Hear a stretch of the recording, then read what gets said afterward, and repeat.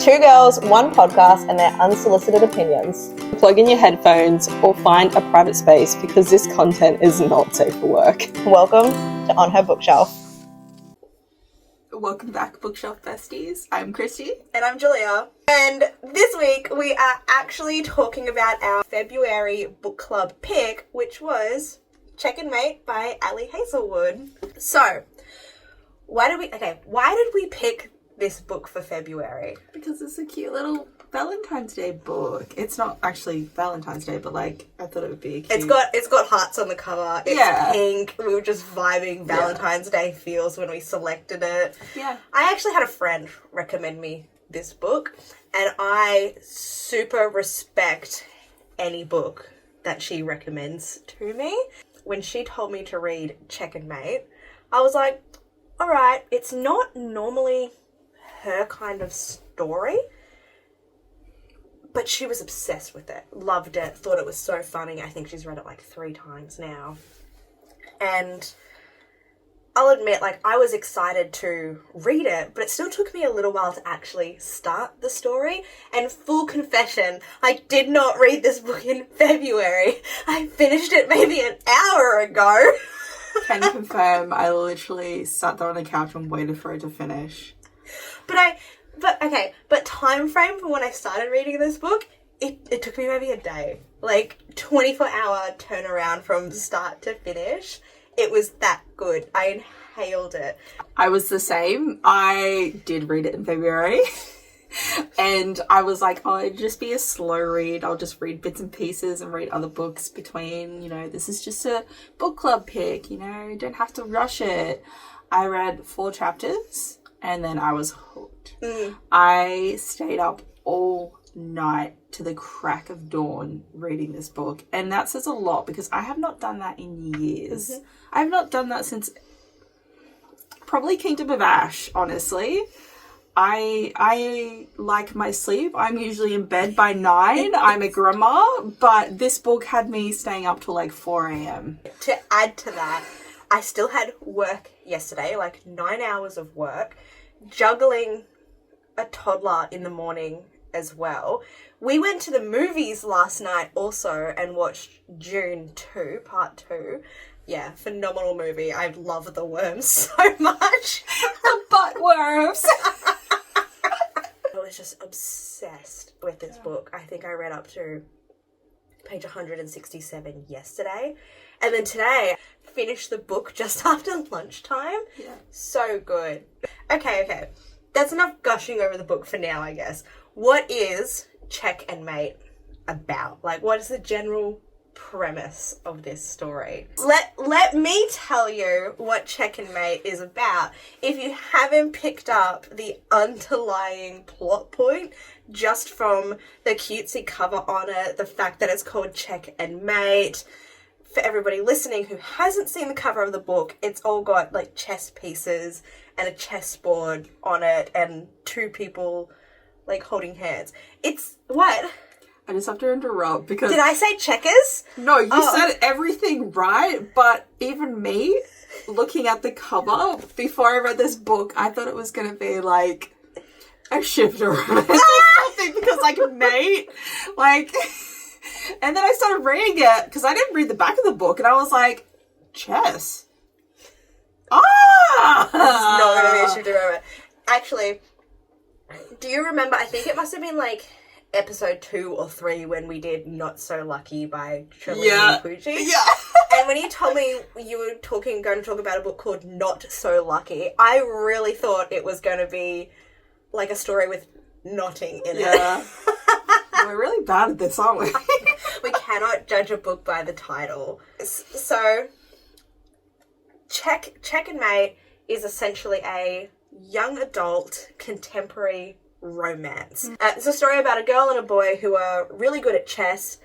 She's an underdog in this situation in the fact that she hasn't been in the chess world and the chess scene for so many years, but ended up playing a game against the world number 1 and beating him.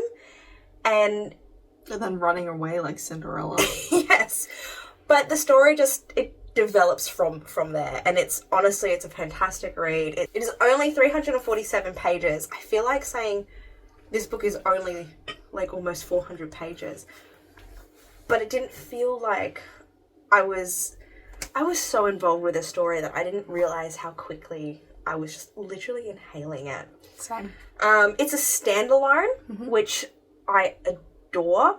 So it doesn't even end on a cliffhanger. The author, Ali Hazelwood, doesn't leave the ending open in a sense that, oh, there might be a book 2. It's fun. I feel so wrapped up and happy with how it ended. It's one point of view, so it doesn't switch back and forth. So it's told from the main female character's perspective, which Mallory. Her name is Mallory. It's broken up into 3 parts as well. So I actually wrote down my thoughts and some little predictions and assumptions towards this book before I started it yesterday. So it's a young adult story, right? So I was like, there's probably not going to be any sex, like no spice. Maybe slow burn tension around like holding hands and kissing. And then I wrote possible sex scene, but fade to black. It's YA. I wrote chess competition or maybe a park meet cute. So I was kind of trying to predict how the main characters were going to come together. So I wasn't too far away from the chess competition because it was a charity event where the two of them got paired up for their match.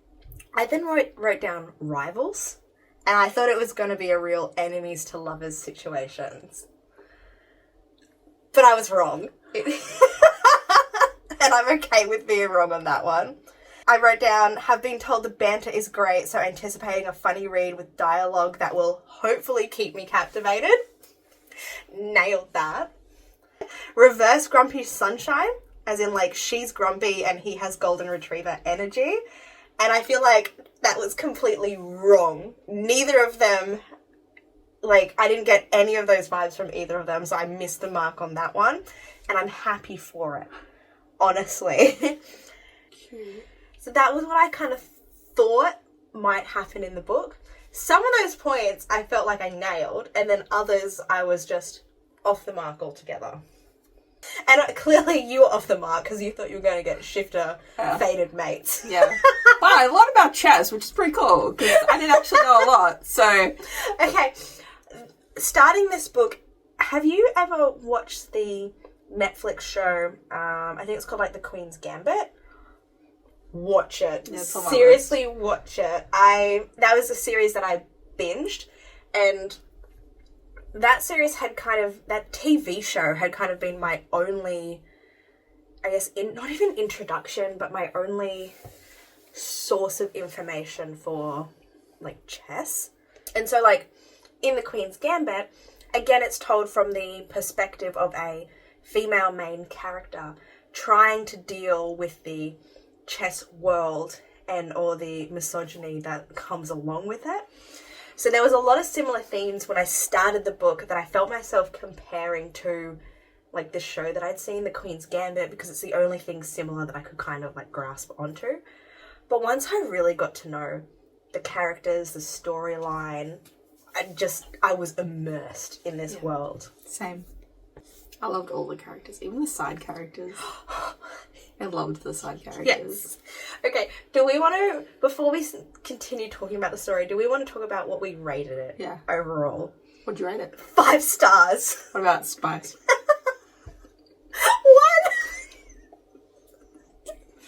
1. I rated it 5 stars and I gave it 2 for spice because I was still like,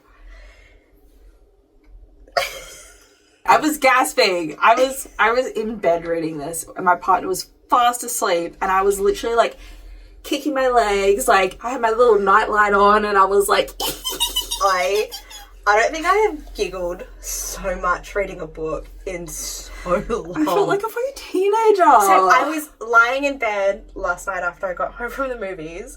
My partner was out gaming and I'm just, literally in bed giggling and chuckling and kicking my feet. And one of my points that I wrote down was I feel like Ali Hazelwood, she absolutely nailed the characters' ages and the, I guess, emotional regulation that somebody at 18 and 22 would have, in a sense.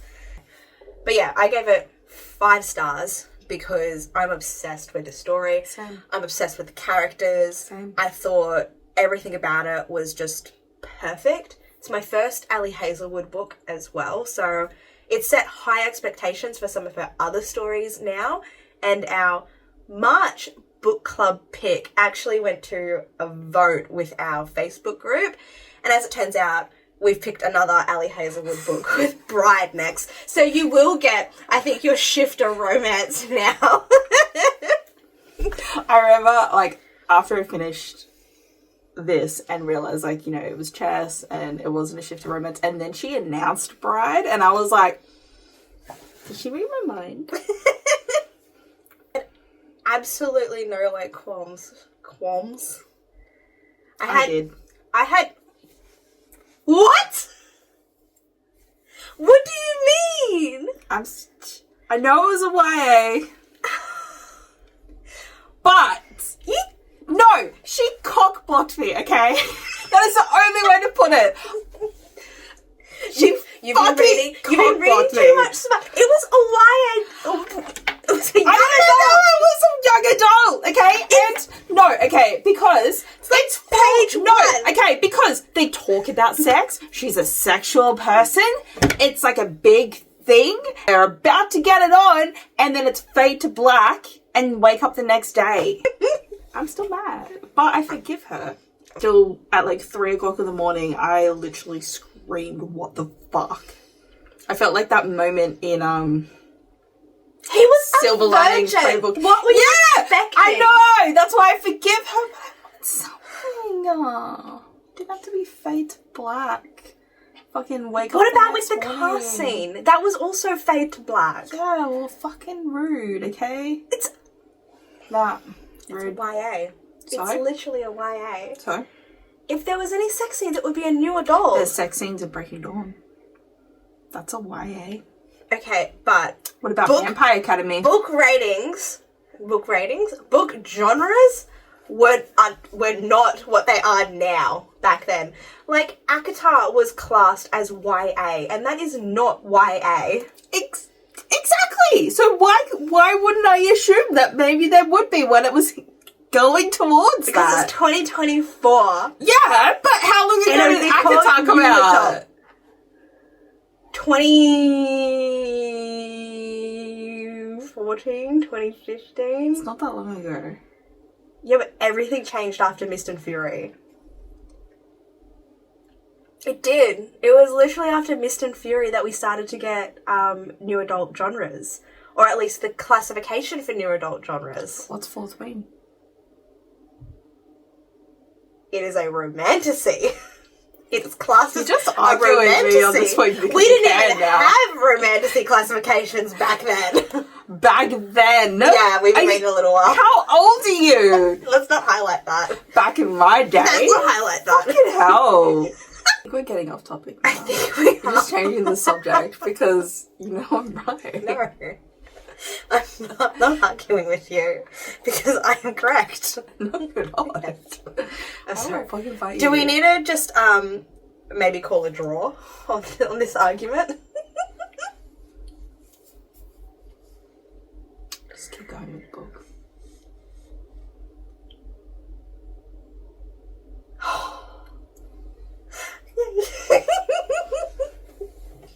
Your brain has been corrupted by smut authors. I don't just read smut. I don't. You read a lot of smut. And So I that was not meant to come across as like a shameful call out at all. I respect you for it so much. But you do read a lot of smut. Yeah, we totally didn't start this podcast based on all the smutty books we were reading at the time. And now look at us, we're on we started it with Twilight. We did start with Twilight. I know you were saying before that you were just all on board after like 4 chapters. But I got in my notes that I'd only read 2 and I was already so invested in the story. invested from the start. It was so good. Chapter 4 is when I just couldn't stop. Yeah, it was a super easy read. So I didn't struggle with the dialogue. Obviously, there was a lot of like terms, like chess terms and surnames that were either hard to pronounce or I'd never heard of before. But the overall concept of the story was just easy enough to understand. Yeah. The flow of everything felt natural as well in how, like, the story progressed. Mallory's internal dialogue, holy fuck, is so funny. I was literally cackling and giggling and laughing out loud at some of, like, her inner monologue and thoughts. Hilarious. Something I was worried about was, you know, with a book themed all about chess, I was worried that there would maybe be a little bit too much analogies relating to chess, that it might get a little bit overdone and tiresome towards the end. Was not the case. No. It was fantastic, especially with the use of describing how Mallory's brain processed things, like a chess game, in the way that she thinks out everything and thinks of the end game. I thought that was super smart. I know we briefly touched on the story, but essentially Mallory used to play chess when she was younger. She was kind of growing up to be a child prodigy, but there was an incident with her father that had like a big falling out with him, who later passed away, and she had stepped away from chess altogether, had broken up with it, never wanted to play it again. She's just finished high school, working at a mechanic to support her family because her mother has a chronic illness. So her living situation's not the best, and she has made a lot of sacrifices to, you know, help support her family, help keep the bills paid, help look after her 2 younger sisters when her mum has hard days. Yeah, when her best friend Easton, who was a part of a chess group for a local charity chess event, and she needed one more person on the team, so she begged and begged and begged and begged Mallory to join, but Mallory was very stubborn. Anyways, she of course says yes. Yep. And yeah, it was during the first match that she's lined up with, I have forgotten his name already. Nolan Sawyer. I was in love with him. Same! Absolutely, positively in love with him. I actually had a really fun time, considering this was the first physical book that we read for the pod in a little while, I think since Fourth Wing, maybe. Yeah. So I went out of my way to tab the pages with the matching colours to the cover. But I think my navy blue tabs, which are the same colour of his shirt, were for my Nolan Sawyer moments. Yeah, I remember the first thing that I tabbed about him. And yeah, it was that moment that they met and he sits down across from her. Because you know what? The build-up to even his character being introduced, story, perfect. Absolutely perfect. It wasn't like, you know, she was giving much thought to how she was going to die. It was... I'd never given much thought to how I would die. It was literally relatable. So when he sits across the table from her and introduces himself, I was gasping. Same. And yeah, she beats him. She beats the #1 chess player in the world in her first game playing chess in what, 4 years? And then she runs. I gasped then. I was like, oh no, she did it. She totally did. But one thing leads to another. People obviously noticed that the world's '1 chess player was just defeated by some unknown girl. And a girl. That was like such a big thing. Because misogyny at its finest. Yes. Obviously, this book talks about the differences between men and women and their experience in the professional chess world. It is mentioned that it is a it is starting to be a thing of the past, but a lot of people still have, like, Views. yeah, preconceived views and just Like a men's habits. sport. Yeah. Anyways, because of her little win, she ends up getting offered a fellowship in New York City. And around the same time, she's fired from her job as a mechanic. And bills are piling up at home. So she ends up taking the position, and Easton, her best friend, convinces her to do it. Just be like, treat it as a job. You don't have to fall in love with chess again. Treat it as a job. Help pay, the bills, provide for your family. So she does it. And of course she falls in love with chess again.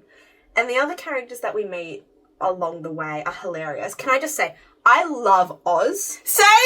I hated him at first. Oh, I was like, I'm gonna like this character. But after he actually started speaking, he was fucking hilarious. He was excellent. He was the grumpy. He was the best part of the story, honestly. I loved him. Mm-hmm. I want more of Oz. So yeah, I really enjoyed this book. I really enjoyed the take on everything, really. But I really enjoyed that. Usually when you read a book, it's usually the guy's the playboy and she's trying to change his ways and maybe she's inexperienced or whatever. This is complete opposite. This guy was a virgin. I did not see that coming at all, but I loved it. Shocked. I loved it so much, and I loved that she was so sex positive, and we were literally talking about this yesterday, how she wasn't, just for guys, just for girls. She didn't really see it as, Her sexual orientation wasn't used as a defining characteristic. That's what it was. Yes. Like, one of the opening chapters when we first meet Mallory and Easton is they're getting served boba tea, and the girl behind the counter, her and Mallory must have had like a one-night stand or a few dates a while ago, and it's described like, her hand under her top, like, what's the word, brushing against like her breast, and stolen kisses and things like that. And I was like, oh, okay. I thought I was getting into a male-female romance, but I was on board with like female as well. All about it. I loved it, and I loved that she wasn't just, she wasn't looking for a relationship. She was just, it was a means to an end. She, like you said before, she was super open to sex and sex positive, but just because she wasn't open to a relationship doesn't mean she still didn't enjoy sex. Yeah. So she had her fair share of like one night stands and sexual partners. And we do have a fade to black scene with one of those encounters, like, in a car. I love that about the main character as well. And the main male character, he's portrayed to be a playboy amongst, like, the chess world because he's so young and he's so good looking, and apparently he dates girls in bands and stuff like that. So, yeah, it caught me by surprise that he was a virgin. I know. I loved it. So I didn't think I would. And I loved the portrayal of his inexperience as well. Because, yes, you did get cock-blocked. Ali Hazelwood gave you blue balls with the fade to black in their, I guess, first night together. Yeah. But I liked how the next day, she's recounting it and going, it was everything and it wasn't all at the same time, because he was new, and yes, it was awkward, so there was a lot of explaining and guiding and teaching. But I'm like, that was beautiful. For somebody's first time, especially being a male as well, I thought that was beautiful. I thought it was well done. I agree. I didn't mind the fade to black, but I anticipated it was going to get a fade to black. I didn't. That's why it's like surprised me so much. But like I said, I forgive her for it because it did. It worked so well. And what do you expect? It's a YA contemporary romance. No! I'm not going into this again! Julia. But yeah, but that's why I gave it a 1 for the spice rating. Because there wasn't any spice. When they kissed for the first time, oh my god. Sparks fight, butterflies. I was kicking, I was giggling, I was blushing at one point. I remember just like stopping and being like, oh my god, my cheeks are so hot. I was like, am I 18 again? Am I having my first kiss? Yes! That's exactly what it Yes. Or like, you know, when you're smiling so much and like your cheeks hurt. I felt like that. The whole book. It was just a cozy romance. It's a cozy little romance. I liked it. Obviously, with these kind of romance stories as well, I'm always curious to find out what the conflict of the story is going to be. Yeah. And I think we actually had two main conflicts around the same time. One of them being when she lost to the player that did end up going to the World Championships, which we then later found out he was cheating. The scandal. I saw that coming. When it was... What? I was caught off guard. When it was announced that he had cheated, I audibly gasped. I literally, when I was reading his character, even like from the first meeting of him, I was just like, nah, this guy's a snake. He is so cheating. There is no way he's this good. Like, he is an absolute piece of shit. And how do you get so good so quickly? Like, nah, he was cheating. So when it was announced, I was like, yeah, knew it. Sleazeball. I didn't see it coming because I was then convinced that the path the story was taking was she was going to be Nolan's second. You know, she was then going to go on to the World Championships with him, but as someone, you know, helping. I was on that path with Mallory, you know? And I was like heartbroken that they weren't going to have their official chess game because Mallory had refused to verse him in chess again all throughout the book. And I was mad at her because I'm like, can't you see this boy just wants to play somebody challenging? Because he just defeats everyone. He's number one in the world for a reason. Mallory is so smart, but so dumb. I think that's why we loved Oz so much as a character. Because he called her out. He called her out on her bullshit. And I fucking loved it. You need friends like that will call you out on your bullshit. When you're being a little shit and you just need to get over yourself, you've got Oz to be like, nah, you're wrong. It's some great one-liners. He did. He really did. So that was one of the main conflicts. I think I'm going to sneeze now. Apparently I'm having a day. Worse than you and your migraine. At least you're chugging on. I'm the little engine that could. So yeah, that was one of the conflicts, was obviously the fact that Kosh was this guy's name, had cheated her out of her world championship spot. And when it was discovered, because she was the runner-up, she was the girl that he cheated his chess game with, she ends up at the world championships. But now she knows all of Nolan's tells and because she'd been training with it. It was brilliant. It was fucking good. I was like... And then the second conflict, which I thought it was dumb. I think Mallory completely overreacted. Yes. Didn't give anyone the chance to actually speak their point. But I also understand why she overreacted as well. So, as it turned out, her fellowship was paid for and sponsored by Nolan. Yeah. And I thought that was super sweet. It was. He wanted absolutely nothing back in return, just wanted to give someone that he thought was a fantastic chance, because she beat him. Yeah. A chance to play chess. Yeah. And yeah, she overreacted, saw it as you've manipulated everything. I bet, like, you even got me fired from my job as a mechanic. Like, you've orchestrated all of this just to have, like, a chess game against me again. Yeah. It was a huge overreaction. But it led to the cutest, most heartwarming scene between her family, like her mum and her sisters, and, like, their relationship repairing. I don't know, it healed something in me. I had a really good family relationship growing up. I still do. But I felt Mallory as a little girl, and I felt just everything being okay again. Like, she didn't have to bear any more burdens. Fuck me. Now I'm gonna cry. I did cry! I bawled my eyes out. I filmed a TikTok of me crying! bed over this fucking book because I didn't expect it. I was reading it, I was giggling, I was loving it, I was cock-blocked, and then I was fucking crying. I was bawling my eyes out in bed. Literally the same, like, it mended a part in my heart that I didn't know I needed mended, but obviously I did. Hi. It's okay. Trauma. It's alright. We're here for you. Pats. It's okay. This is so nice.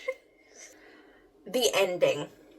What was your opinion on how the story ended? I loved how it ended. It was literally... It was a little present with a little bow wrapped up perfectly. So, this whole book obviously built to the World Championships, to that final game between Nolan and Mallory.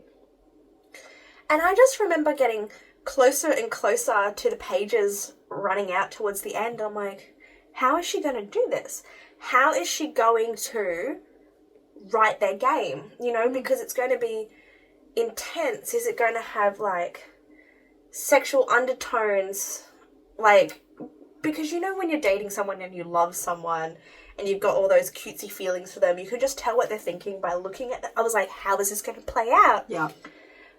But the story ends at the official start of the game.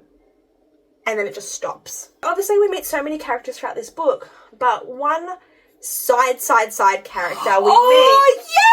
Yes! The publicist. It's an intern. She's an intern at a publicist and she wants to write about chess events. And she was going to write about Mallory as, like, her first piece and push it to, like, the editor to be like, publish this, you know?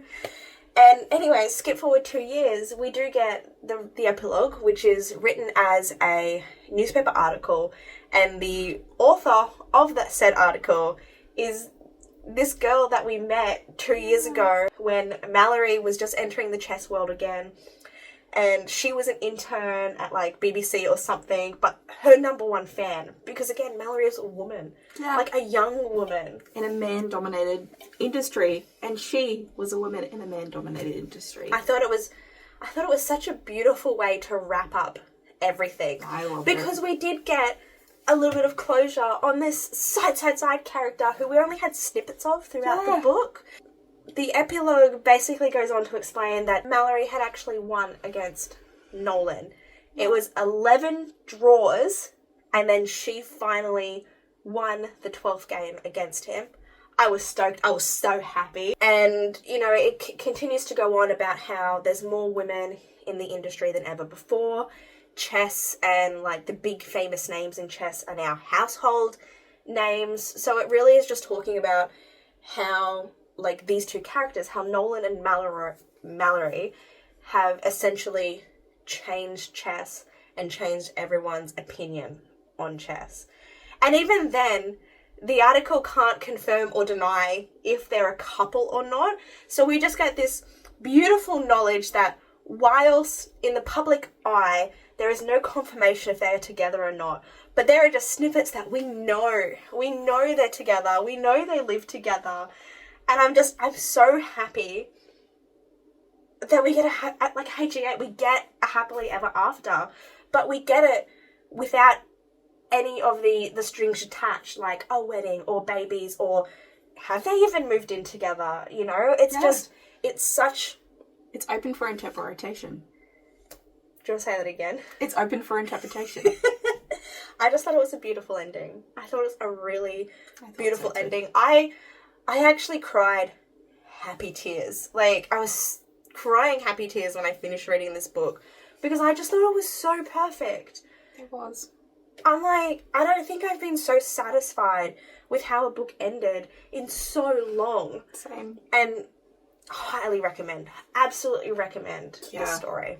Hands down, I'm shoving it at everyone's faces. Mm-hmm. Just read this book. It's a book that I will definitely reread. I gave it 5 stars. I thought it was utterly perfect. And you know what? I am so excited to actually dive into more writing by Ali Hazelwood. Same. I'm obsessed now.